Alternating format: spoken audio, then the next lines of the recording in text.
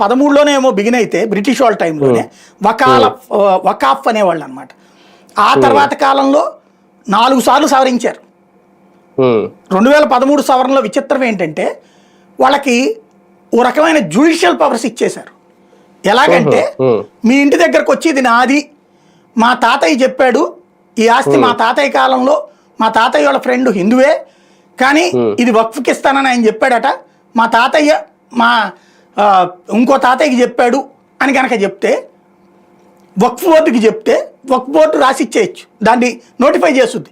ఇదిగో సో రహమాన్ గారు చెప్పారు, ఆ రెహమాన్ గారు చెప్పినటువంటి మాటను కరీం గారు విన్నారు కాబట్టి మేము ఈ స్థలం వక్ఫ్ కిందన ప్రకటిస్తున్నామని.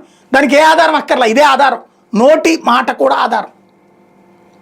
దాన్ని బేస్ చేసుకుని వాళ్ళు నోటిఫికేషన్ ఇస్తే కలెక్టరు దాన్ని నోటిఫై చేయాలి, నిషేధపు జాబితాలో పెట్టాలి. అది వక్ఫ్ ఆస్తి అని కలెక్టర్ ఇచ్చేస్తాడు. అప్పుడు మీరెళ్ళి అయ్యా బాబు నాకు సంబంధం లేదయ్యా అంటే ఏం చేయమంటారా, వక్ఫ్ ఇచ్చింది నాకు ఆర్డరు అంటారు. వక్ఫ్ కాగితం ఇస్తే సచ్చినట్టు చేయాలి కలెక్టర్కి, అంతే, వేరే ఆల్టర్నేటివ్ లేదు అతనికి.